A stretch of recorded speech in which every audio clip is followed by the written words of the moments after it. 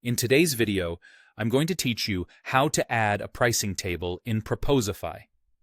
We'll move through the process from opening your browser to customizing the table so it fits your proposal perfectly, and I'll share tips along the way to keep you moving smoothly. Start by opening a new browser window and searching for Proposify. In the results, look for the official Proposify website and click through. Once you're on the site, log in with your account. If your organization uses extra security, just complete those prompts as usual. After you're signed in, you'll land on the Documents tab. This is your home base, where you can see recent proposals, drafts, and anything awaiting action. Next, locate the proposal you want to edit. If you have a lot of documents, the search bar and filters can help you find the right one quickly. When you see it, click the proposal's name to open it. That will take you into the document view and, from there, into the editor. Inside the proposal or template editor, look to the right-hand sidebar and find the Content tab.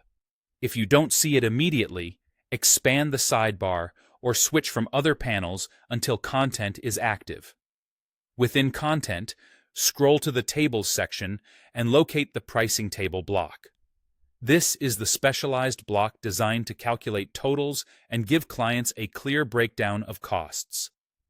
Click and drag the pricing table block onto your document canvas and drop it where you want it to appear. You can reposition it later if needed, so don't worry about getting it perfect on the first try. Once it's placed, click into a cell to start adding line item details. Enter the item name, set the quantity, and add the price. The subtotal will calculate automatically as you go. Press Tab to move across cells quickly, and keep item names concise so the table stays clean and readable. With the table selected, look back to the right sidebar for additional settings. Here, you can add columns to the left or right, and add rows above or below to expand your table as your pricing grows. You can also copy or delete elements in the header, body, and footer, which is useful for setting up consistent column labels or removing sections you don't need.